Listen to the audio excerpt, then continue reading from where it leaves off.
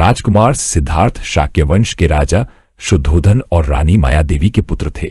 जन्म से ही वह बहुत ही कोमल स्वभाव और करुणामय हृदय वाले थे। ज्योतिषियों ने भविष्यवाणी की थी कि यह बालक या तो महान सम्राट बनेगा या फिर सन्यासी बनकर संसार को धर्म का मार्ग दिखाएगा। इसीलिए राजा शुद्धोधन ने सिद्धार्थ को महल के भीतर ही विलासिता और सुख सुविधाओं से घेर कर रखा, ताकि उन्हें कभी जीवन के दुख न दिखे। एक दिन सिद्धार्थ अपने सारथी चन्ना के साथ रथ पर सैर के लिए निकले। रास्ते में उन्होंने पहली बार देखा कि एक आदमी झुका हुआ, कमजोर, सफेद बालों वाला, कांपते हाथ पांव से चल रहा है।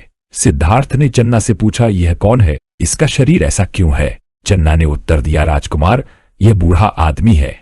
हर इंसान जब वृद्ध होता है तो उसका शरीर ऐसा ही हो जाता है। सिद्धार्थ चकित रह गए और सोच में पड़ गए, क्या मैं भी ऐसा हो जाऊंगा? कुछ दिन बाद फिर से बाहर निकले तो उन्होंने देखा कि एक व्यक्ति जमीन पर पड़ा करा रहा है। उसका शरीर कमजोर और पीड़ा से भरा है। सिद्धार्थ ने चन्ना से पूछा, यह क्यों रो रहा है? चन्ना ने कहा, महाराज, यह बीमार है। हर जीव को कभी न कभी रोग का कष्ट झेलना ही पड़ता है। सिद्धार्थ का हृदय द्रवित हो गया, क्या मैं भी बीमार हो सकता हूं? एक और दिन उन्होंने लोगों की भीड़ देखी। बीच में 4 आदमी एक मृत शरीर को बांस पर उठाकर ले जा रहे थे। औरतें रो रही थी, लोग उदास थे। सिद्धार्थ ने पूछा, यह क्या हो रहा है?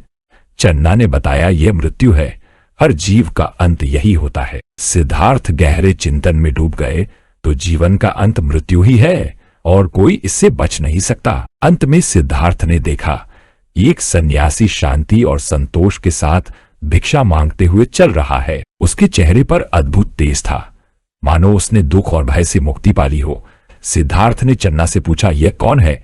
चन्ना ने कहा, यह सन्यासी है। संसार के दुखों को देखकर इसने मोह माया त्याग दी और सत्य की खोज में निकला है। चारों दृश्य देखने के बाद सिद्धार्थ का हृदय मथ गया। उन्होंने सोचा, जीवन में बुढ़ापा, बीमारी और मृत्यु से कोई नहीं बच सकता, परंतु इस दुख से मुक्ति का मार्ग अवश्य होगा। यह सन्यासी जिस शांति में है, वही मार्ग मुझे भी खोजना होगा। इसी विचार ने उन्हें महल और राजसी जीवन त्याग कर सत्य और मोक्ष की खोज के लिए निकलने की प्रेरणा दी। यही यात्रा आगे चलकर उन्हें गौतम बुद्ध बनाती है।